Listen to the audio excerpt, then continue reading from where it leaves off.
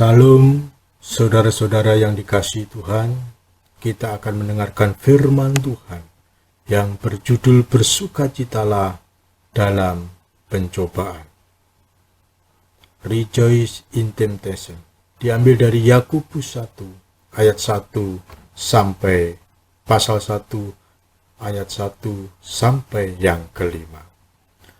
Terima kasih kepada saudara-saudari kami ucapkan yang telah like, subscribe, share, dan komen atas video-video saya. Surat Yakobus dikirimkan oleh Rasul Yakobus kepada ke-12 suku di perantauan. Salam dari Yakobus, hamba Allah dan Tuhan Yesus Kristus, kepada ke-12 suku di perantauan. Memang mungkin tidak pas 12 suku. Mereka adalah orang-orang Kristen dari bangsa Yahudi yang tersebar di seluruh kekaisaran Romawi. Dan hidup mereka tidak mudah.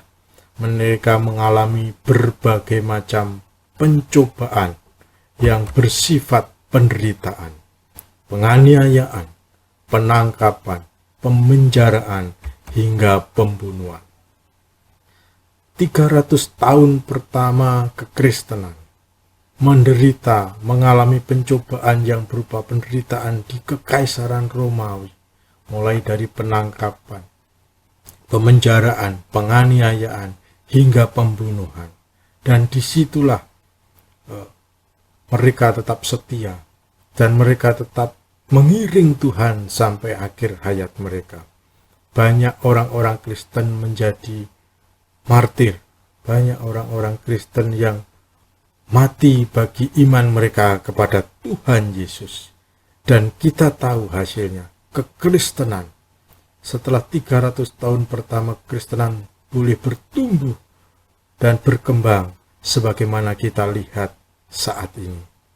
Mereka di awal-awal tidak pernah takut akan penderitaan. Mereka tetap setia kepada Tuhan dan hasilnya kekristenan tersebar ke seluruh dunia seperti yang kita lihat sekarang ini. Pencobaan-pencobaan yang kita alami itu adalah disiplin rohani dari Tuhan bagi pertumbuhan iman kita. Tidak ada nahkoda yang tangguh tanpa melewati gelombang dan badai.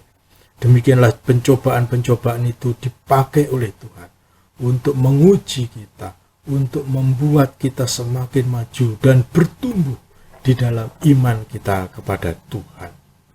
Pencobaan memang bisa datang daripada iblis, sebagaimana iblis mencobai Adam dan Hawa, iblis mencobai Tuhan Yesus, iblis mencobai Ayub.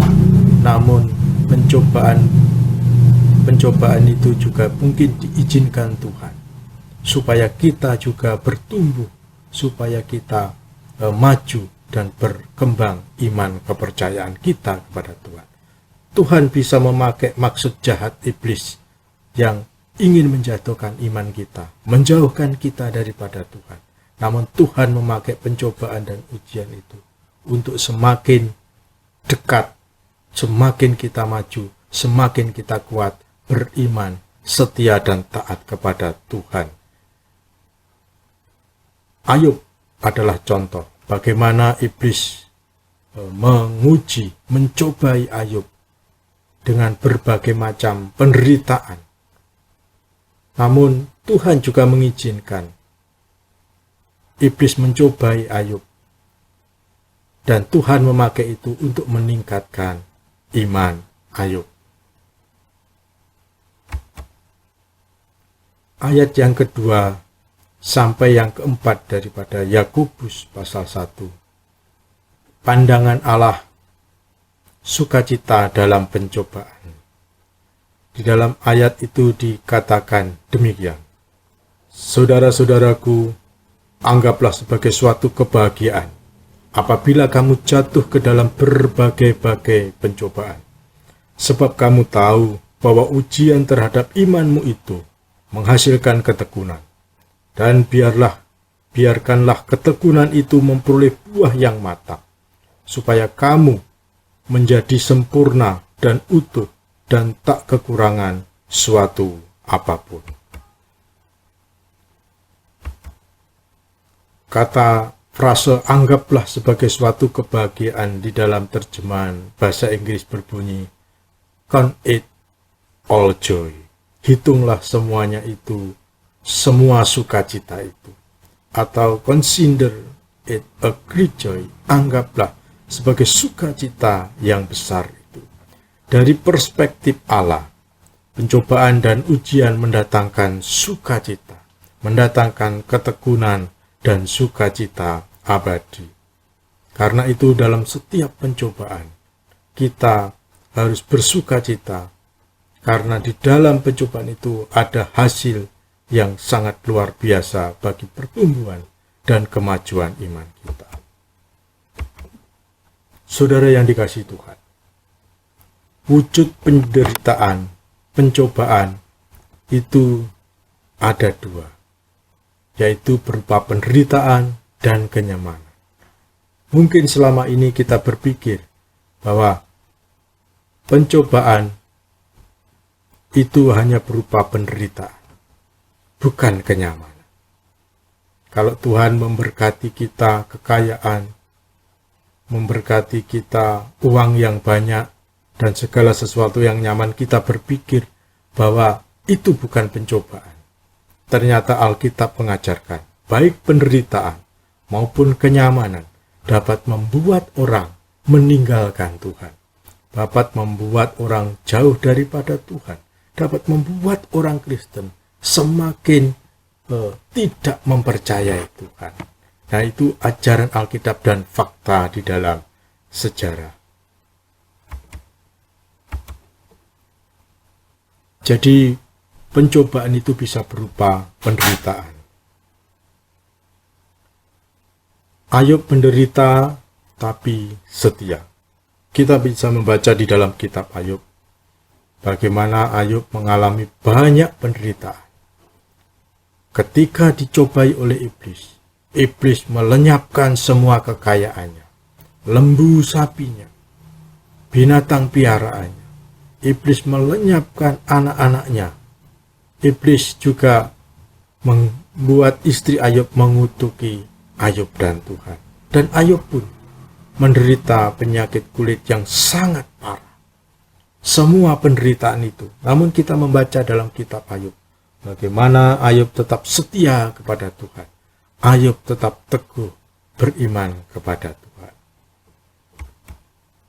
Kita juga melihat di dalam kitab Daniel, ada 3 tokoh teman Daniel yang bernama Sadrak, Mesak, dan Abednego. Suatu kali, Raja Babil Nebukadnezar membuat patung yang sangat besar, dan semua penduduk kerajaan Babil diwajibkan untuk menyembah patung Nebukadnezar. Tetapi Sadrak, Mesak, dan Abednego tidak mau menyembah kepada patung buatan Nebukadnezar dan patung wujud Nebukadnezar. Dan raja mengancam akan memasukkan mereka bertiga ke dalam dapur api yang menyala-nyala sangat panas.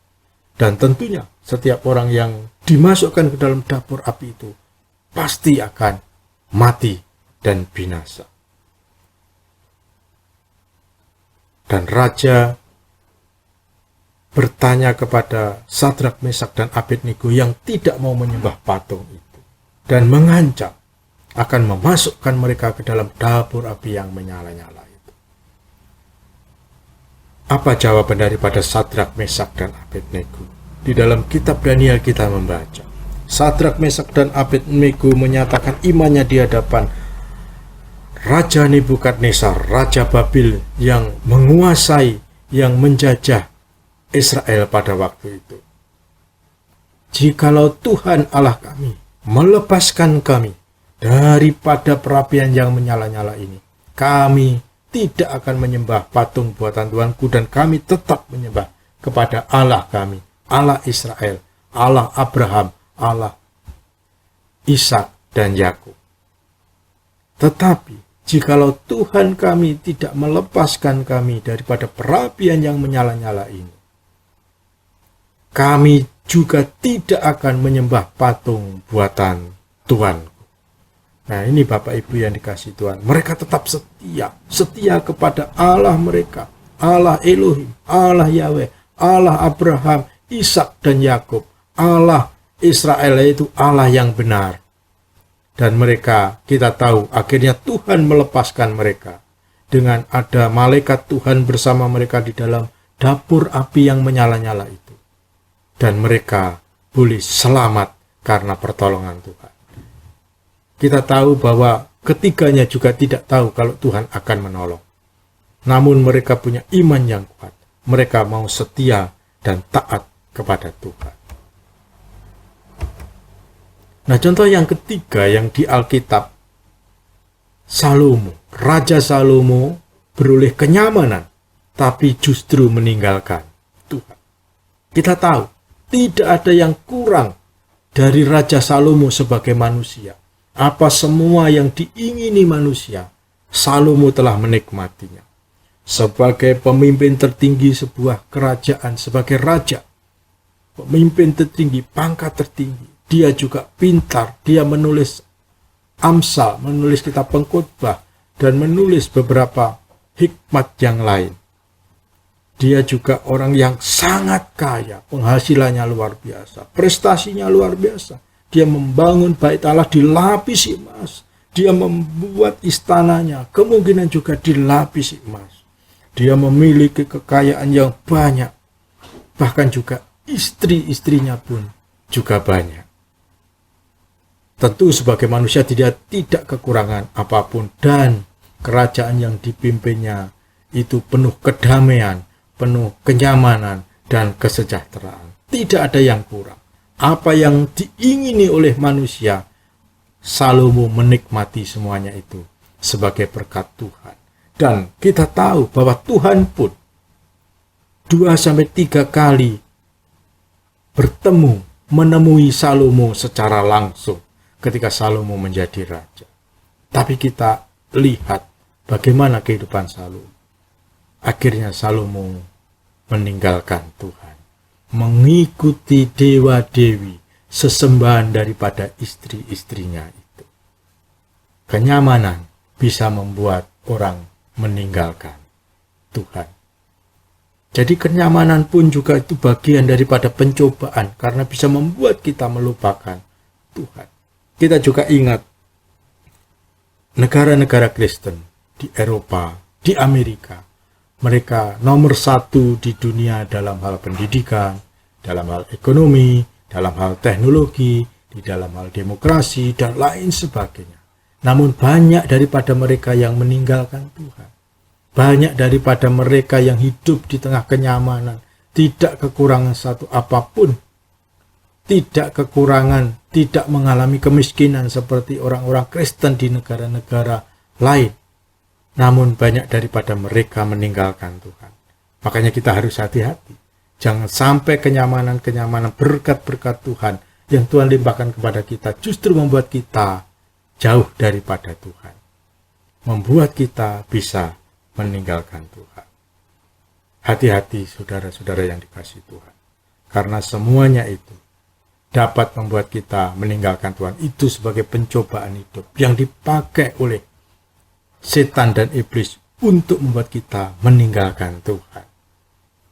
Supaya kita kehilangan sukacita yang besar, sukacita yang kekal, sukacita yang abadi di surganya. Iblis bisa memakai kecuali penderitaan juga kenyamanan.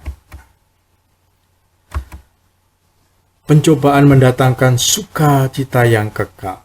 Di dalam Wahyu 3 ayat 5, Tuhan Yesus berjanji, barang siapa menang, ia akan dikenakan pakaian putih yang demikian. Aku, Yesus, tidak akan menghapus namanya dari kitab kehidupan, melainkan aku akan mengaku namanya di hadapan Bapa-Ku dan di hadapan para malaikatnya. Saudara-saudara yang dikasihi Tuhan, di sini Tuhan Yesus menegaskan bahwa mereka yang menang atas segala pencobaan, tantangan hidup mereka karena mengikut Tuhan, namanya tetap ada di dalam kitab kehidupan. Mereka tetap tercatat dalam kitab kehidupan. Berarti mereka akan menikmati surga. Mereka menikmati sukacita yang kekal di dalam surga bersama-sama Dia. Sebaliknya, jikalau mereka kalah, maka nama mereka akan dihapuskan daripada kitab kehidupan. Mereka akan menderita kematian kekal. Dan itu sangat mengerikan. Nah, karena itu saudara-saudara, di tengah setiap pencobaan yang saudara-saudara alami, tetaplah setia, tetaplah taat, tetaplah memuliakan Tuhan. Karena di balik penderitaan, di balik pencobaan itu, setelah pencobaan itu, saudara-saudara, ada sukacita kekal yang Tuhan sediakan. Tuhan sendiri akan mencatatkan nama kita di dalam kitab kehidupannya. Dan kita adalah orang-orang yang layak memperoleh kehidupan kekal karena kasih dan pertolongan Tuhan. Marilah kita berdoa, saudara-saudara, supaya semua orang Kristen terus bertahan dalam semua pencobaan, agar mereka menikmati sukacita yang besar dan kekal di dalam Tuhan. Supaya mereka semua yang sekarang menghadapi berbagai macam pencobaan, baik itu penderitaan maupun kenyamanan, mereka tetap setia. Tuhan menolong mereka, Roh Kudus memimpin mereka, dan firman-Nya menerangi jalan mereka, menguatkan dan meneguhkan mereka, sehingga mereka menang atas pencobaan dan menikmati sukacita yang kekal di dalam Tuhan Yesus Kristus. Silakan saudara like, subscribe, share, dan komen video ini. Tuhan Yesus memberkati kita semua.